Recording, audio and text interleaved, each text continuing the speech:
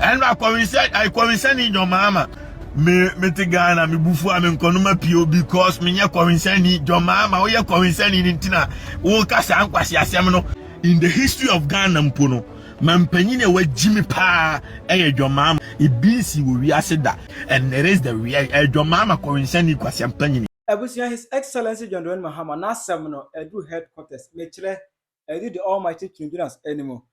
Twene Jonas ese abusia former na omo frefre no hello Twene Jonas edi asem Twene mesro kabimaye dumso me freja say oho na no ofa bonkutu so afre Twene mesro me pie ye me ba me fine eja to mache oho na sister ya bonne so afre Twene mesro me ba me fresh kun eja to was it dumso call ye frefre na ni etiane Mahama de Twene Jonas ede Mahama bewu asore ewo medias efa dumso wa be fa Mahama payi ana beka eno na eye mede no Mahama emeki speech bena nka semo no eno ko kasa fa apeteshe Mahama ko kasa fa apeteshe ho ejesa apeteshe de ye to ye moka into indirectly he was promoting the market or the business of alcoholism no Twene Jonas say in fact historically Mahama is the most useless president at Ghana for Ensa Kano now for some says ka fu obi aye ya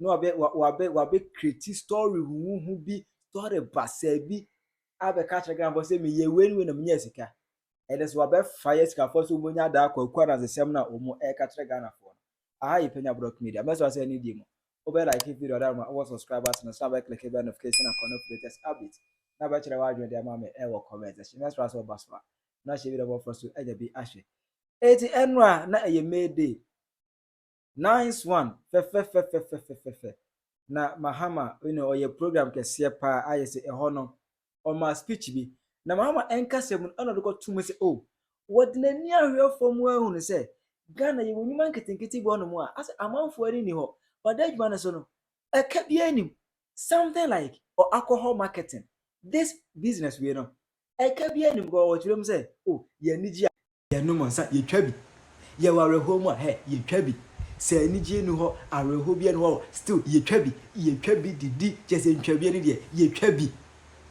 ezo che se no ohu obi a waga se maye ntwa bi adwuma amabokada debi ebi ni ho. Comrades and friends, many of you work in state-owned enterprises that have been atrociously managed over the last 8 years. I urge you not to keep quiet when management is driving your enterprise into ruin. You are always the first to be affected by job losses when these institutions collapse.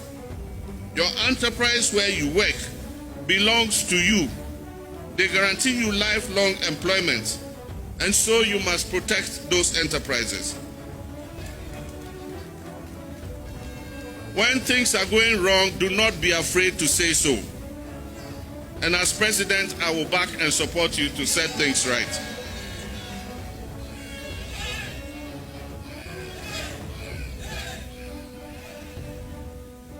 Today we celebrate the sacrifices of workers in Ghana and around the globe. And we had a conference with SIGA, and we're giving the debt position of state-owned enterprises. And almost all of them are in debt. Even companies like Alcohol Distilleries, where when I was president, they used to pay a little dividend to government. Today, they also owe. The question I ask is, how can you sell alcohol and be in debt? When Ghanaians are happy, we drink alcohol. When we are sad, we drink. When we are not happy, we are not sad, we drink. So how can you sell alcohol and lose? And so we are charging the management of state-owned enterprises and the workers. Let us work together to make sure that we make these institutions viable, because those institutions belong to all of us. Ebi ni wasa na that's me Mahama ekaye Twene Jonas everyday no say Debbie. This is what we ordered versus what we get. Now in fact Mahama there Twene Jonas say Ghana history nina one of the most useless leader without vision. Oh yeah, Koriseni president.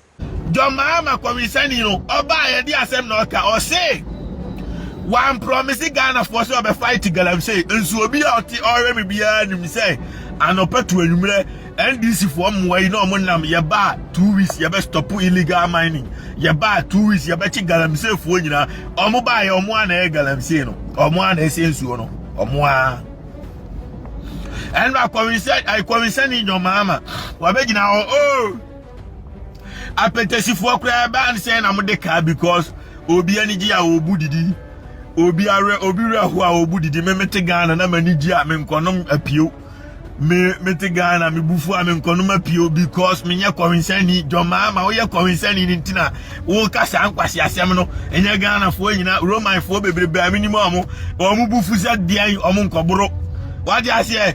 And the same Methodist for the minimum of Ghana, they were in my community, they were in my society. Omutimi bufu, no makuntokwa no petu enumre, omunkobu didi. John Mahama, we are Koriseni in India. Obviously, Adubuayin has been remanded by Yoko for 7 days where Jimmy we are billions upon billions of cities. Mufanu go to jail, prison, Santa Dabi Jimmy. Yes, you will be a the police for a term near the new come 20 years. Yes, you will be a Korea body near the new come 30 years. Yes, you will be a real punchy or come 25 years. Oh, Jimmy Siana, men Poma Semino, I'm a fire man over to now on Tiasi. Oh, be a yes, come on, Kojisikanamra, and famous of war mine problem. Millions upon millions of dollars.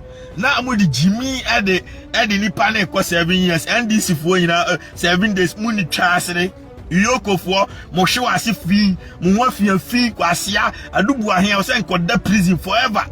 No more Jimmy Dodo, I tell you, or your area boy crown for Omnina Tumbe for 10 years in here. Mr. Ketikitin Omuchi, I tell you, criminal.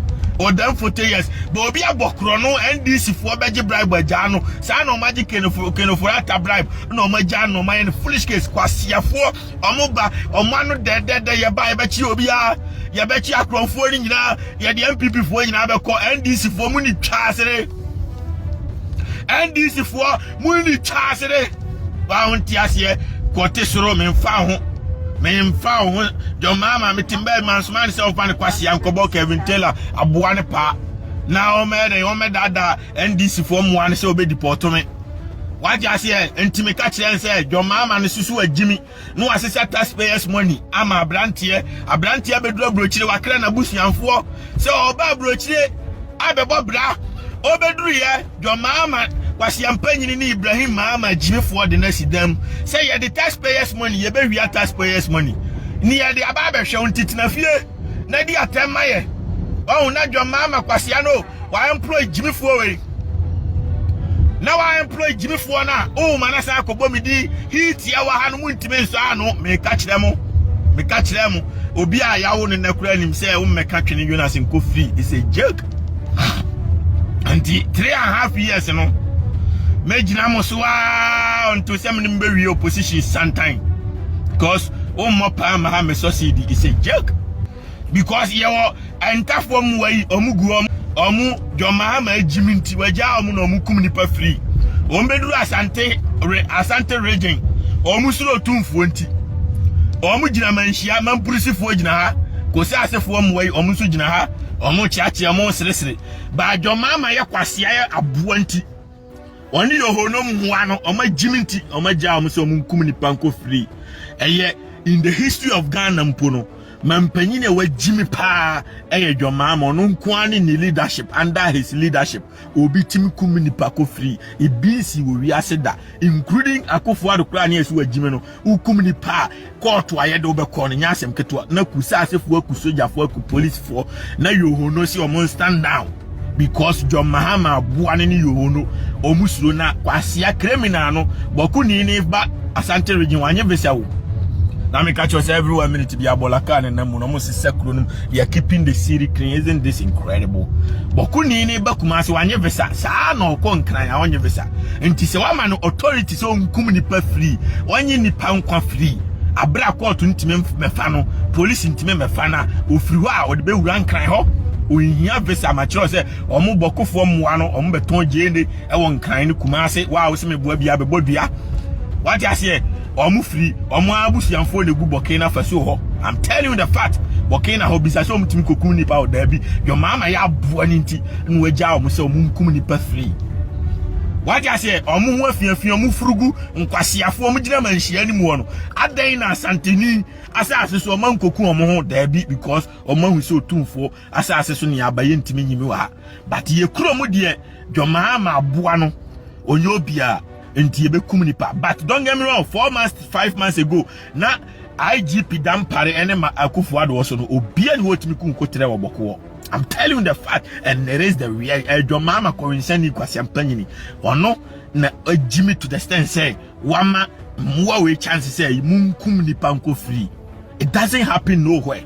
It can't be a we as be America crowd nyase wakum nipa o wa wo bakeke no wo dia ba bona Romanically ko da prison obao wa oba wa chimi na wono entu kum nipa dia o Romanically emfa ho ne country a wo shem on be ba be fa wo dem forever tie ya mechi oni o dem forever and ever enti wa bo ba no instantaneously ye be mo akura na furisem unhu akura ne bio ye de ne ko enti se okum nipa dia you are facing the law forever. John Mahama buano Kwasiampanyini sa and yakum police na mamuo kankanti yakum police no for more than 2-3 weeks. Mahama ntimi for statement ma say the people who did this job has been arrested and they are going to face the law. They be because of my Jimmy and a man prisi for one so munina muni chasing muni kusase for no John Mahama na Jimmy I am for mugu on musmu yamwa. Say ohene Kwasiampanyini da ben na wona nana owu ye ode wu ya ohene no o ka kire o say jawo nkura se omunko obi kromu obi fie nkoku no free because manya mampanyini o Kwasianti manya mampanyini wa Jimmy a ontimi enforce law nti mo de mra hye mu nsem na mu Jimmy ayemfo no man prisifo ayemfo nyina mu ni twasere bako fo manya muwa. The first man paying near Kwasia Mukum nipa ko free no enchese mbetimi ne mracha msemo mundi na boku ni bi beku obi okumase anan kran ya memebo pa am ye beku ne maame akuni papa aguso because emranya adwuma amate nti wodi amunkum ho e boku wa ba munnim na mu fan se maama jimi na mukum nipa anchi munti mudi beba be trade rubu na afo ana asante region eastern region western region abekunkum nipa medonyame mami abeku upapa u maame se udomama ni so ekwasia o jibi kura mami akopono o mai bia ni wiase abekum nipa ko free o mai bia ni wo. I'm telling you the fact, it is the reality. And so say this from way I am Akufo Addo time na obi aku nipa police ni akum nipa oboku akum nipa kuma ko mo wa fiafin o ma be go odi Akufo Addo atemo. Don't get me wrong, sa NDC for kwasiafo no Akufo Addo time and ko mo wa fiafin bloggers na jimifo no ma betena ho ba ya John Mahama Kowinsani no a no support to say nipa nkum ni yonkum nipa no. And no, dear, Oma pretending a normal, boko dear, until come Massimo, and a boko dear, and a boko dear, Mukes, no, is complexity, and a Munkwasi abroad unit chassery, criminal, Obi a community part on the right to even talk. John Mahama Yabuanitia, a criminal has no right. A moment Abajini Pankwan, your right to live has been ended, or Romania. And to say, and now, Kran and Chiwa, Baba Becho Papa. And now, mammy, and the Omabusi and Funia Kugum. Tidia Mechano. And two Kokumni pa a accident timpo. And other kind of bonipana, you have to be arrested.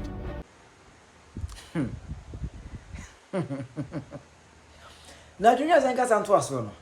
And I've ever seen Dumsor or Chilton Dumsor, the Amman the Boa Fu Mahama crowd, there Mahama top, then in Dumsor, or say with a full fee, friend and money pressure, the piano of our contour, you know, Yabons, Ferreja, just say, cause the air part the fools when you know you doom so ye. I says Humaniama. And I just say my hammer. Oh, but you know, one can saw the Dumsor bow. can so be near my Amagana, then a Dumsor bar, after Buzia for me, as a ha. How much more that say men they may pay Akotu to a police in now yet your mind now if the police are not safe. What makes you think say Ghanaians are safe?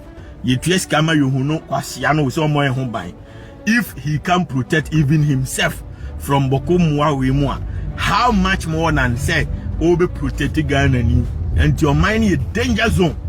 Plus Kwasi Dumsor, your mama Jimmy Fui di ababe to mine so. Kwasi Dumsor. Oh, Bowsy Dumson, oh, Besovo. What Baby drew, I'll buy a Dumson back to back for 4 frames. Aquani Doomlight, no, ya know, Aquani Doomlight, a shoe queer, Aquani Doomlight, your fridge, you know, Mundamo say, Aquani Doomlight into your mama, what Jimiana? Your mama, what Jimiana? Ade, am I Ade? You brag and insult too much when you try to brag, man. I mean, brag. Met BMW Muchi, Lequasia, Crum, not from Nate, Metaquasi Bruni Crum, at the BMW M Division. Dollars, you go my council, mint mini, Mempaso, mint paper, mint $20 dollars in a year. Steven, yeah, man, or subscribe, Bianco Twene Jonas, Steven, Uncle subscribe, say the comment by me on my kind. Was say yesterday, light off for 5 times. Wow, Jimmy, same way. Wow, Jimmy, same way. And when we are talking about John Mahama failure, it's not like so be town be every 1 minute to be our buying bass and I'm Brony. So it's not like say Obi town be Ujai Obi so nani criminal. Oh, we are see amateur say and unti Brony na kofa law and order by Obi kumni panon ti American poor omukokunibi. And to share Gadam, I Saddam will say Osama or Munano Mufriao. But as long as Omoko American, you know, I say a force wa Korean Kukunibi because we Jano we are see our Bokos Wokum, I America for Nessa, and it is a Boko for no Omukumni Pano. I was almost some Kugu prison. And now I feel Eka or more Omukumni Pan near Tenassi because many of you are as a problem. And your court near the court. And yes, I mean, the Rasha means some name Kumnipa become and Penyah Jimmy. And Nami Kumnipa and Penyah fan say normal because of a Pasia. It doesn't happen nowhere. His Excellency. I don't do so with for her. Now, you know, as you can berry, and for better Ghana Sika for Obia ya store of Omumeki around Obusases. I am a circle Obetia. Name Horowi, Name ton disc, na me ton appetite. Ubi crashing or started not to appetite. Every day is too quiet. I feel no horror for after having plates. Just say, Omokan is a home. I don't quite know my answer and say, so Mokan say, now as a one oh yes, many been a home or brebian as a week cushion. If I used to because I now upia trog, a will cagetia. Oh, be trog, look or two will be one upia, or be pia piano, or nimsika say with snow. Eti kobasa na se nipa kro na ono nso epushi truck na onye ye no na the person feel offensive as of being useless in life because other na nya epushi truck obi epushi truck o ebilonia or factories or Ghana high case ka for ka ho bi na me de chesa kwese me de me be wiase be ye de mo sa na mo de to amount for pressure mo de top pressure amount for boys no mo de top pressure my sa fabricated stories no Twene Jonas abe fire o mu nyina when wato Rolls Royce, oh, the cars no mu show off for Ghana. No, the donor is stolen cars. Chada ne de ba chada ba omu wia okruma no mde ablom. Omu tu omu ne kapro omu ne koto Rolls Royce. Di adwuma no mo ye. And omu no already no mo ya kronfo omu anzan no mo ye. Omu dupu nkofo omu ton nku omu ton we omu nya adwuma bia wo omu nso ne nko adwuma te se omu te se afa wa pepepe omu siwo na omu dada nkofo edi omu sikasa.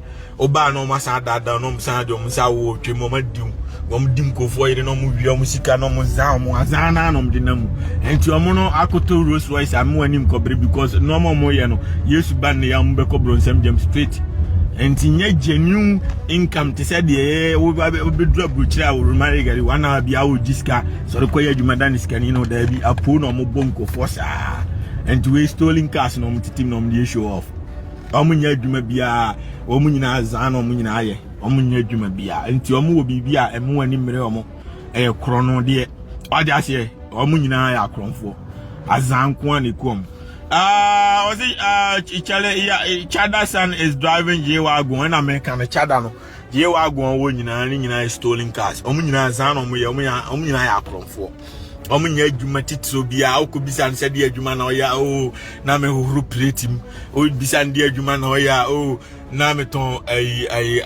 enkraman na o po sanwuma ni na oya 100 years untimi nya sika nto Toyota Land Cruiser kura de adwuma so obisu oto a check into ato Rolls Royce wa bodam na bank manager kura no oya bank adwuma no for 80 years ko betimi nya sika akoto Rolls Royce waje akatua ye bia 50 million na 100 million ubedidi ubetua danka ubetua ma school fees waje ase ubeto pampers ubeto ayi ubesa de mpna piepie ubeto credit egu phone so ubewie na sika nasa and when these people are doing show off omunenim de omoye waje ase ntino mu ru ofro we hajia for real obetina ho oye den watwa movie ato Rolls Royce Bentley J-Wagon atoto mansion ni ade last minute enya na obia hu na dwuma a for real no.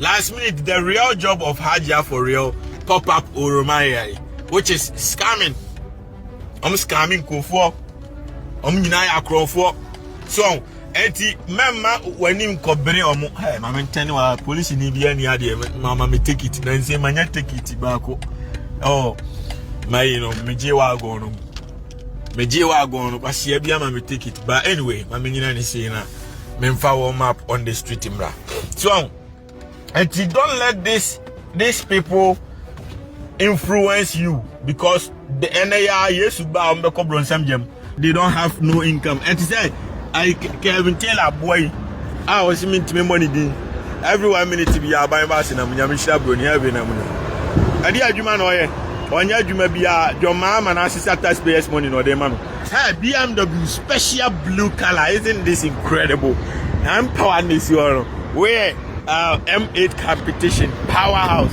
while you say ona nkwasi afo bi who is garden uncle to Mercedes Benz Jimmy Benz you know me dey na me won ya J-Wagon and Maybach my cha o he me video me show me Benz na kan ko he Twene Jonas Benz my cha but the entire meantime na mu ni say the police are our friend we mean police for mo kwa duma nya me sha broni wa be fire mu de ene de Twene boy do fire man wa be fire wo mu nyina tira wa dwema me e wo comment section aha Penyah Block Media agrab